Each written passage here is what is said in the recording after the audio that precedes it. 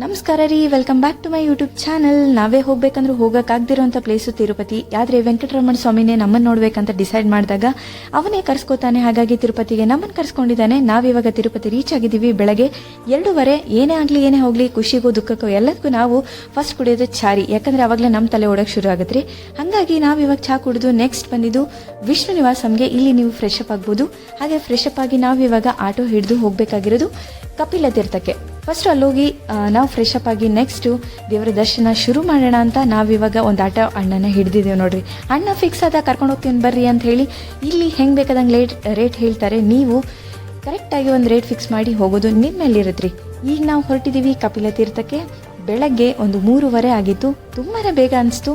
ಆದರೂ ಇರಲಿ, ನಾವೊಂದ್ಸತಿ ಟ್ರೈ ಮಾಡೋಣ ಅಂತ ಹೇಳಿ ನಾವು ರೀಚ್ ಆಗಿದ್ದು ಕಪಿಲ ತೀರ್ಥಕ್ಕೆ. ಇಲ್ಲಿ ನಾವಿವಾಗ ಹೊರಡ್ತಾ ಇದ್ದೀವಿ ಕಪಿಲ ತೀರ್ಥದೊಳಗೆ. ಬೆಳಗ್ಗೆ ತುಂಬಾ ಬ್ರಾಹ್ಮಿ ಮುಹೂರ್ತ ಅಂತಲೇ ಹೇಳ್ಬೋದು. ಆದರೆ ತುಂಬಾ ಮಳೆ ಆದ ಕಾರಣ ನಮಗೆ ಇಲ್ಲಿ ಸ್ನಾನ ಮಾಡೋಕ್ಕೆ ಅವಕಾಶ ಸಿಗಲಿಲ್ಲ ಫ್ರೆಂಡ್ಸ್. ಆದರೂ ಇಲ್ಲಿ ಬ್ರಾಹ್ಮಿ ಮುಹೂರ್ತದಲ್ಲಿ ದೇವ್ರ ದರ್ಶನ ಕೊಡಬೇಕಂತ ಡಿಸೈಡ್ ಮಾಡಿದ್ದ, ಅದನ್ನು ಯಾರಿಂದನೂ ತಪ್ಸೋಕ್ಕಾಗಲ್ಲ. ಹಾಗಾಗಿ ನಾವಿವತ್ತು ಏನೇ ಆಗಲಿ ನಮ್ಮ ಮನಸ್ಸು ಶುದ್ಧವಾಗಿದೆ ಅಂತ ಹೇಳಿ ಹೇಗಿದ್ರು ಫ್ರೆಶ್ ಅಪ್ ಆಗಿದ್ವಿ. ಡೈರೆಕ್ಟಾಗಿ ನಾವಿವಾಗ ಹೋಗಿದ್ದು ದರ್ಶನಕ್ಕೆ. ಯಾಕಂದರೆ ದೇವರೇ ದರ್ಶನ ಕೊಡಬೇಕಂತ ಡಿಸೈಡ್ ಮಾಡಿದ ಮೇಲೆ ಯಾವುದೇ ಅಡ್ಡಿ ಆತಂಕ ನಮಗೆ ಬರಲ್ಲ ಫ್ರೆಂಡ್ಸ್. ಹಾಗಾಗಿ ನಾವಿವಾಗ ಒಳಗೆ ಹೋಗಿದ್ದು ದರ್ಶನಕ್ಕೆ. ಬೆಳಗ್ಗೆ ಬ್ರಾಹ್ಮಿ ಮುಹೂರ್ತದಲ್ಲಿ ದರ್ಶನ ಸಿಗೋದು ನಿಮ್ಮ ಪುಣ್ಯ ಅಂತಲೇ ಹೇಳ್ಬೋದು. ನಾವಿವಾಗ ಬೆಳಗ್ಗೆ 3:15 3:45 ಆಗಿದ್ದು ಒಳಗೆ ಹೋಗ್ತಾ ಇದ್ದೀವಿ ದೇವಸ್ಥಾನದ ಆವರಣದಲ್ಲಿ. ಇಲ್ಲಿ ಫೋಟೋಗ್ರಫಿ ವಿಡಿಯೋಗ್ರಫಿ ಎಲ್ಲ ban.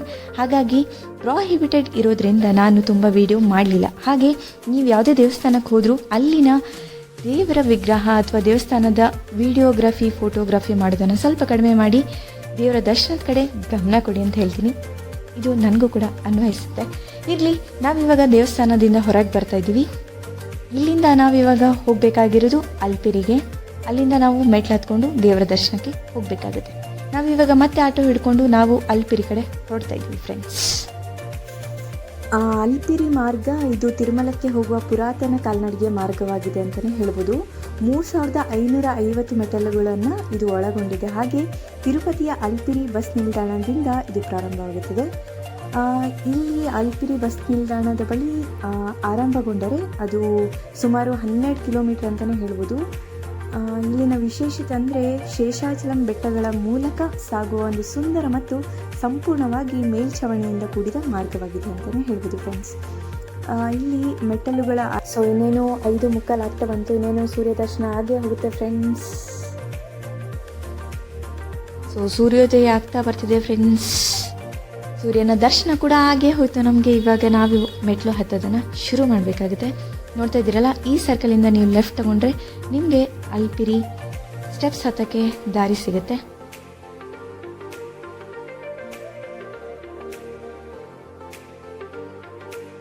ನೋಡ್ತಿದ್ದೀರಲ್ಲ, way to foot step path ಅಂತ ಇಲ್ಲಿಂದನೇ ನೀವು ಮೆಟ್ಲು ಹತ್ತೋದನ್ನು ಶುರು ಮಾಡಬೇಕಾಗುತ್ತೆ. ಹಾಗೆ ಇಲ್ಲಿ ಆಫೀಸಲ್ಲಿ ನೀವು ತಂದಿರೋ ಲಗೇಜ್ ಬ್ಯಾಗ್ಸ್ನೆಲ್ಲ ಕೊಟ್ಟರೆ ಅವರು ನೀಟಾಗಿ ಬ್ಯಾಗ್ ಪ್ಯಾಕ್ ಮಾಡಿ ಮೇಲೆ ತಿರುಮಲದಲ್ಲಿ ನೀವು ರಿಸೀವ್ ಮಾಡ್ಬೋದು. ಹಾಗೆ ಇಲ್ಲಿ ನೀವು ಬ್ಯಾಗ್ ಸ್ಕ್ಯಾನಿಂಗ್ ಎಲ್ಲ ಮಾಡಿಸ್ಬೇಕಾಗುತ್ತೆ ಖಂಡಿತವಾಗ್ಲೂ. ಹಾಗೆ ನಿಮಗೆ ಅವರು ಒಂದು ನಂಬರ್ ಕೊಡ್ತಾರೆ, ಟ್ಯಾಗ್ಸ್ ಕೊಡ್ತಾರೆ. ಅದನ್ನು ನೀವು ಬ್ಯಾಗಿಗೆ ಟೈ ಮಾಡಿಕೊಂಡು ಮೇಲೆ ಹೋದ್ಮೇಲೆ ಆ ನಂಬರ್ಸ್ ನೀವು ಹೇಳಿದರೆ ಖಂಡಿತವಾಗ್ಲೂ ನಿಮ್ಮ ಬ್ಯಾಗ್ ನಿಮಗೆ ಸಿಗುತ್ತೆ. ನೋಡ್ತಿದ್ದೀರಲ್ಲ, ಬ್ಯಾಗೆಲ್ಲ ನೀಟಾಗಿ ಪ್ಯಾಕ್ ಆಗಿದೆ. ಮೇಲೆ ತಿರುಮಲದಲ್ಲಿ ರಿಸೀವ್ ಮಾಡ್ಕೋಬೋದು. ನಾವಿವಾಗ ದೇವರ ಪೂಜೆಗೆ ಎಲ್ಲ ಸಾಮಗ್ರಿಗಳನ್ನು ತಗೊಂಡು ನಾವಿವಾಗ ಸ್ಟೆಪ್ಸ್ ಹತ್ತಕ್ಕೆ ರೆಡಿ ಆಗ್ತಿದ್ದೀವಿ.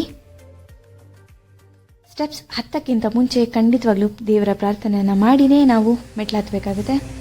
ನೀವು ಮನದಲ್ಲಿ ಏನೇ ಆಸೆ ಇದ್ದರೂ ಖಂಡಿತವಾಗ್ಲೂ ಬೇಡ್ಕೊಳ್ಳಿ. ಶ್ರದ್ಧಾ ಭಕ್ತಿಯಿಂದ ಕೇಳ್ಕೊಂಡ್ರೆ ಆ ದೇವರು ಕೂಡ ಒಲಿತಾನೆ ಅನ್ನೋದು ಅಷ್ಟೇ ನಿಜ. ಆದರೆ ಏನೇನೋ ಯೋಚನೆಗಳನ್ನು ಮಾಡಬೇಡಿ, ಕೆಟ್ಟ ಆಲೋಚನೆಗಳನ್ನು ದೂರವಿಡಿ. ಹಾಗೆ ಎಲ್ಲರಿಗೂ ಒಳ್ಳೆಯದಾಗಲಿ ಅಂತ ಮನಸ್ಸಿಂದ ಕೇಳ್ಕೊಳ್ಳಿ. ಖಂಡಿತವಾಗ್ಲೂ ನಿಮಗೂ ಕೂಡ ಒಳ್ಳೆಯದಾಗುತ್ತೆ. ನಾವಿವಾಗ ಪೂಜೆ ಎಲ್ಲ ಮಾಡಿ ಅಲ್ಪಿರಿ ಮೆಟ್ಲನ್ನು ಹತ್ತುತ್ತಾ ಇದ್ದೀವಿ. ಅಲ್ಪಿರಿ 3550 ಸ್ಟೆಪ್ಸ್ ಇದೆ. ಹಾಗೆ 9ರಿಂದ 12 ಕಿಲೋಮೀಟರ್ ಆಗುತ್ತೆ. 3ರಿಂದ 5 ತಾಸು ತಗೊಳುತ್ತೆ ನಿಮಗೆ. ಅದು ನೀವು ಹತ್ತೋದ್ರ ಮೇಲೆ ಡಿಪೆಂಡ್ ಆಗುತ್ತೆ. ಹಾಗೆ ಶ್ರೀವಾರಿ 2388 ಮೆಟ್ಲುಗಳಿದ್ದು ಅದು 2 ಅಥವಾ 2.5 ಕಿಲೋಮೀಟರ್ ಇದೆ. 2ರಿಂದ 3 ತಾಸು ತಗೊಳುತ್ತೆ. ಅಲ್ಪಿರಿ ಸ್ಟಾರ್ಟಿಂಗ್ ಪಾಯಿಂಟು ಬಸ್ ಸ್ಟೇಷನಿಂದ ಆದರೆ ಶ್ರೀವಾರಿ ಮೆಟ್ಟಿಲು ಶ್ರೀನಿವಾಸ ಮಂಗಾಪುರಮಿಂದ ಶುರುವಾಗುತ್ತೆ. ಹಾಗೆ ನಿಮಗೆ ಟಿಕೆಟ್ಸ್ ಭೂದೇವಿ ಕಾಂಪ್ಲೆಕ್ಸಲ್ಲಿ ಕೂಡ ಸಿಗುತ್ತೆ. ನಾವಿವಾಗ ಎಲ್ಲನೂ ಪೂಜೆ ಎಲ್ಲ ಮುಗಿಸಿ ನಾವಿವಾಗ ಸ್ಟೆಪ್ಸ್ ಹತ್ತೋದನ್ನು ಶುರು ಮಾಡೋಣ ಫ್ರೆಂಡ್ಸ್. ಇಲ್ಲಿನ ಪ್ರಧಾನ ದೇವರನ್ನ ಪಾದಾಲು ವೆಂಕಟೇಶ್ವರ ಸ್ವಾಮಿ ಎಂದು ಕರೆಯಲಾಗುತ್ತದೆ. ಹಾಗೆಯೇ ದಂತಕಥೆಯ ಪ್ರಕಾರ ತಿರುಮಲದಲ್ಲಿ ಏಕನಾಥ ಸೇವೆಯ ನಂತರ ವೆಂಕಟೇಶ್ವರನು ತನ್ನ ಪತ್ನಿ ಪದ್ಮಾವತಿಯನ್ನು ಭೇಟಿ ಮಾಡಲು ಅಲ್ಪಿರಿ ಮೆಟ್ಟಲುಗಳ ಮೂಲಕವೇ ಬೆಟ್ಟದ ಕೆಳಗಿರುವ ತಿರುಚನೂರಿಗೆ ಬರುತ್ತಿದ್ದರಂತೆ. ಹಾಗಾಗಿ ಈ ಸ್ಥಳದಲ್ಲಿ ತನ್ನ ಪಾದರಕ್ಷೆಗಳನ್ನು ಬಿಡುತ್ತಿದ್ದ ಕಾರಣ ಈಗಲೂ ಕೂಡ ಬರುವ ಎಲ್ಲ ಭಕ್ತಾದಿಗಳು ಇದನ್ನು ಪಾದಾಲು ಮಂಟಪ ಎಂದು ಕರೆಯುತ್ತಾರೆ. ಹಾಗೆ ತಿರುಪತಿಯಿಂದ ತಿರುಮಲದ ಯಾತ್ರೆಯಲ್ಲಿರುವ ಭಕ್ತರು ತಮ್ಮ ತಲೆ ಮೇಲೆ ಶ್ರೀವಾರಿ ಪಾದುಕೆಯನ್ನು ಹೊತ್ತು ಕೊನೆಯವರೆಗೂ ತಮ್ಮ ಯಾತ್ರೆಯನ್ನು ಸಾಗಿಸುತ್ತಾರೆ ಅಂತಲೇ ಹೇಳ್ತಾರೆ ಫ್ರೆಂಡ್ಸ್. ಇಲ್ಲಿ ನಿಮಗೆ ಶ್ರೀ ಲಕ್ಷ್ಮೀ ವೆಂಕಟೇಶ್ವರ ಹಾಗೆ ಶ್ರೀ ಲಕ್ಷ್ಮೀನಾರಾಯಣ ಸ್ವಾಮಿ ದೇವಸ್ಥಾನ ಆಗಿರ್ಬೋದು, ಶ್ರೀ ವಿನಾಯಕ ಸ್ವಾಮಿ ದೇವಸ್ಥಾನ ಕೂಡ ನಿಮಗೆ ಇಲ್ಲಿ ಸಿಗುತ್ತೆ. ಎಲ್ಲ ದೇವರ ದರ್ಶನ ಕೂಡ ಮಾಡ್ತಾ ನೀವು ನಿಮ್ಮ ಯಾತ್ರೆನ ಸಂಪೂರ್ಣವಾಗಿ ಮುಂದುವರಿಸಬಹುದು ಫ್ರೆಂಡ್ಸ್. ಹಾಗೆ ನಿಮಗೆ ಸಿಗೋ ಪ್ರತಿಯೊಂದು ದೇವಸ್ಥಾನದ ಮಹಾತ್ಮೆಯನ್ನು ನೀವಿಲ್ಲಿ ತಿಳ್ಕೊಳ್ತಾ ಹೋಗ್ಬೋದು ಫ್ರೆಂಡ್ಸ್.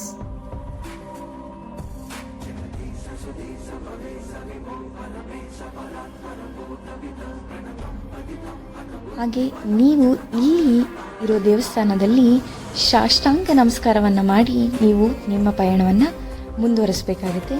ಇಲ್ಲಿ ನಿಮಗೆ ಬರೆದಿರ್ತಾರೆ ಕೂಡ, ಹಾಗೆ ನಮಸ್ಕಾರ ಮಾಡಿ ನೀವು ನೆಕ್ಸ್ಟ್ ನಿಮ್ಮ ಪಯಣವನ್ನು ಶುರು ಮಾಡ್ಬೋದು.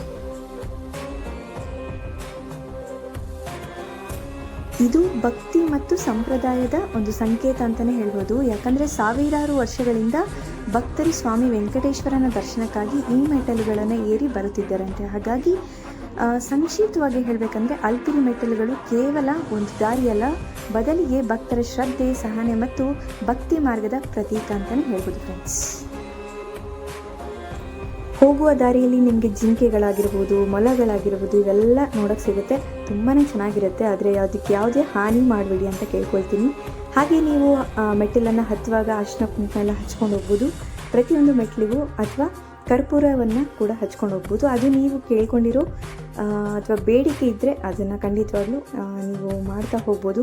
ಹರಕೆ ಕೂಡ ಹೊತ್ತಿರ್ತಾರೆ. ಹಾಗಾಗಿ ಕೊನೆಯವರೆಗೂ ಅದನ್ನು ಮಾಡ್ಕೊಂಡು ಹೋಗಬೇಕಾಗುತ್ತೆ ಭಕ್ತಿಯಿಂದ.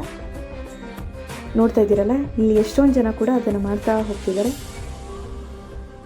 ಇಲ್ಲ ಅಂತ ಹೇಳಿದ್ರೆ ಮನದಲ್ಲಿ ಶುದ್ಧವಾದ ಭಕ್ತಿಯನ್ನು ಇಟ್ಕೊಂಡು ಕೇವಲ ಮೆಟ್ಲು ಹತ್ಕೊಂಡು ಹೋಗಿ ಅಷ್ಟೇ ಸಾಕು ದೇವರು ಒಲಿಲಿಕ್ಕೆ ಅಂತ ಹೇಳ್ಬೋದು.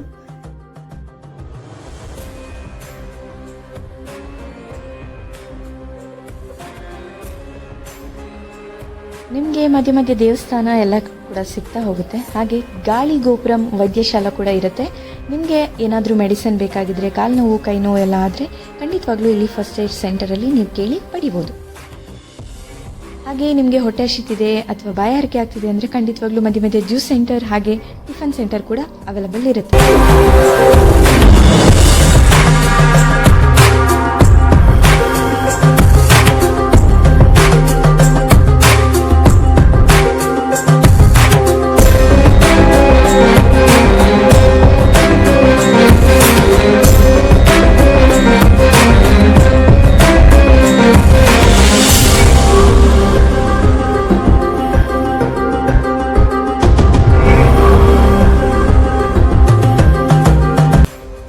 ತಿಮ್ಮಪ್ಪನ ಮಹಿಮೆ ಅಸಂಖ್ಯಾತವಾಗಿದ್ದು ಅಂತಲೇ ಹೇಳ್ಬೋದು. ಯಾಕಂದರೆ ಕಲಿಯುಗದಲ್ಲಿ ಭಕ್ತರ ಕಷ್ಟಗಳನ್ನು ನಿವಾರಿಸಲೆಂದೇ ನೆಲೆಸಿರುವ ವಿಷ್ಣುವಿನ ಅವತಾರ ಎಂದು ಕೂಡ ನಂಬಲಾಗಿದೆ.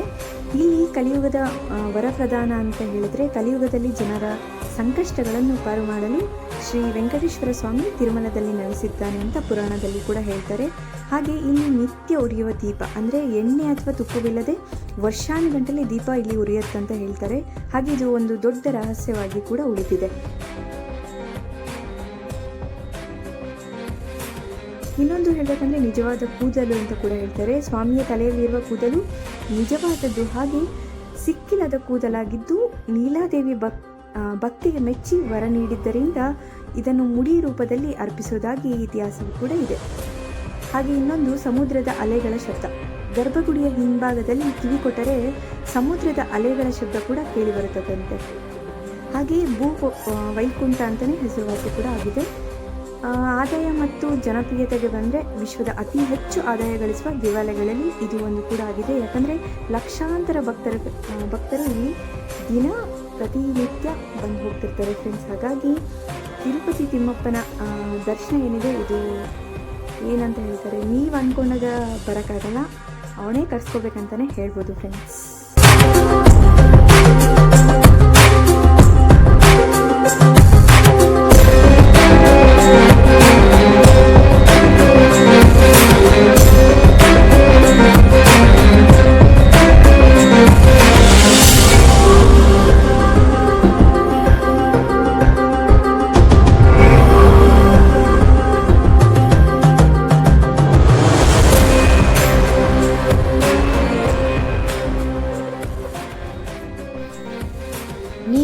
ಇಲ್ಲಿಂದ ಮಂಡಿ ಸೇವೆ ಕೂಡ ಮಾಡ್ಬೋದು.